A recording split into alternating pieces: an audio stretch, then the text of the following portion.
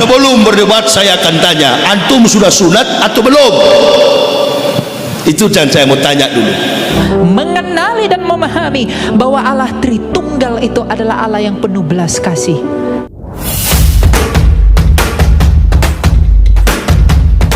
Bahwa Ia adalah hakim, tetapi sekaligus adalah pembela. Maka tidak ada kebinasaan bagi kita. Bagikanlah Injil ini. Injil adalah semua orang di dalam apapun yang kamu miliki.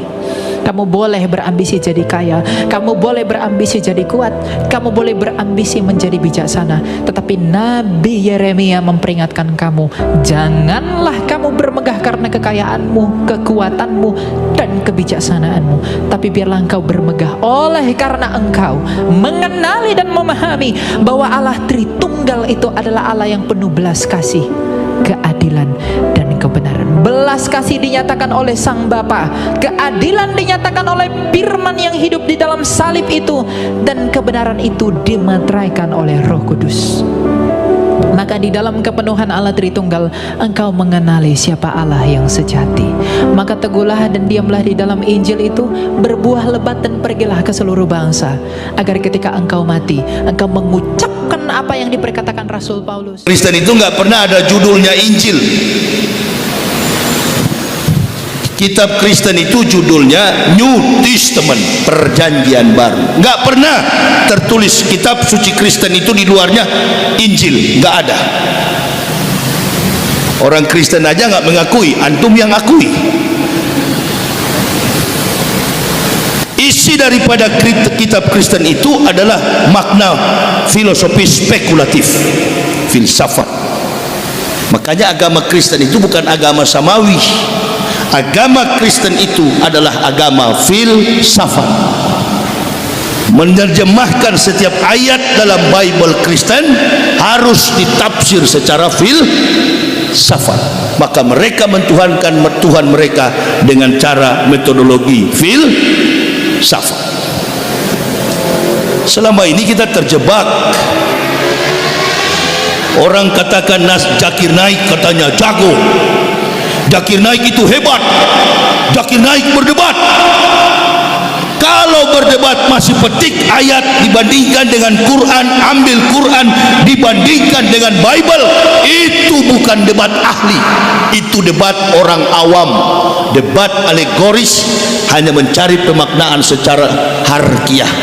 Maka yang akan terjadi sama-sama kuat, lakum dinukum waliyadin.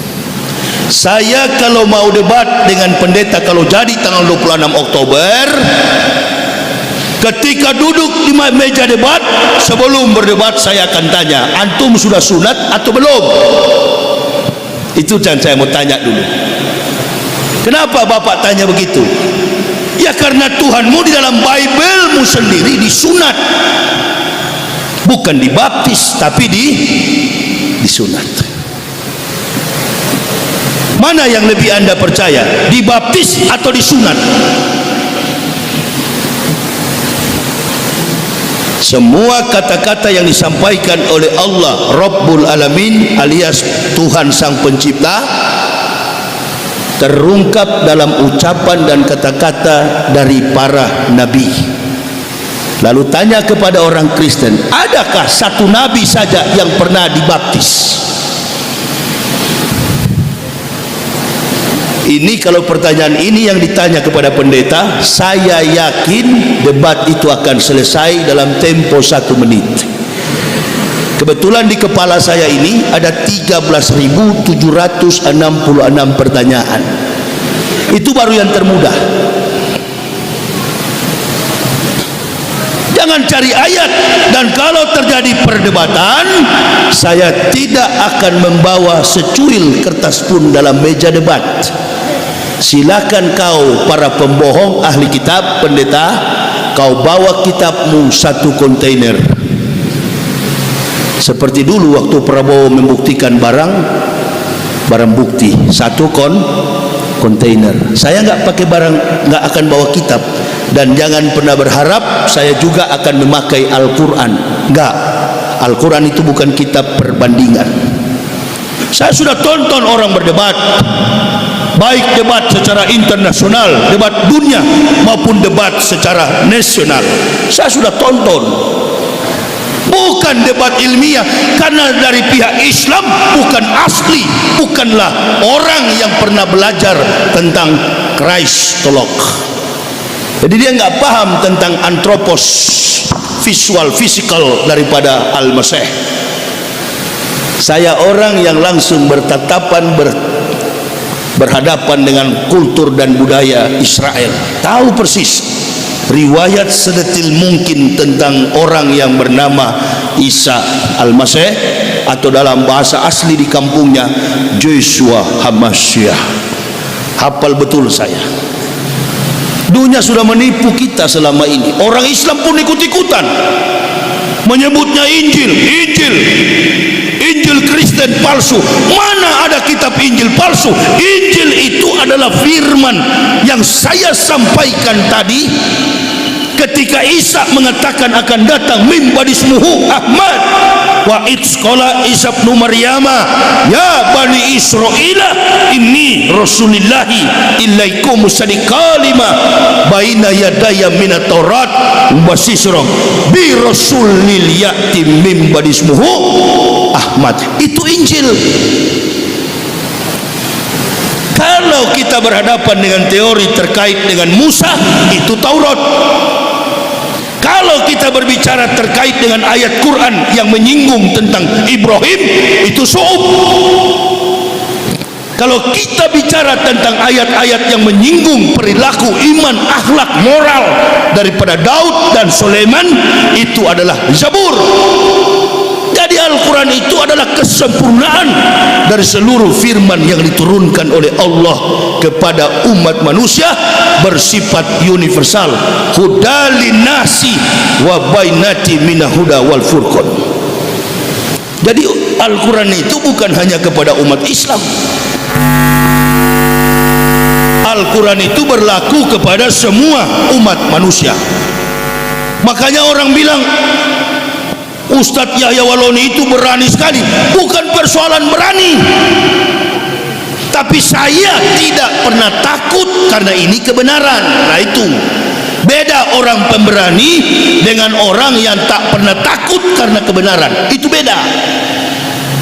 Kalau pemberani banyak, berani curi uang negara, itu banyak, berani nyolong kotak amal, nah, itu berani kan, pemberani.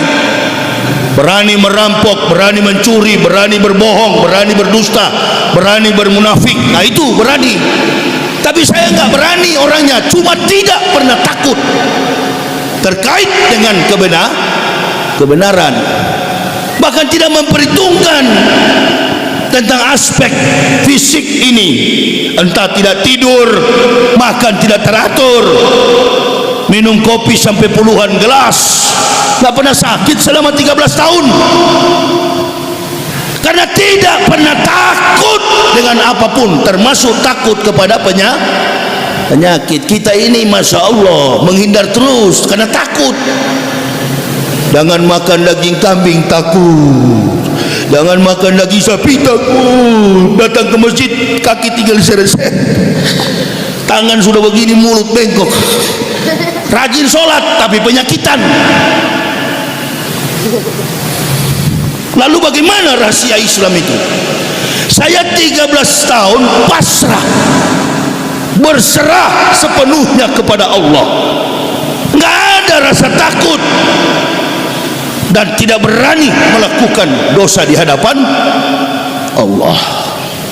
Nah, itu jadi orang beriman begitu, bukan persoalan berani.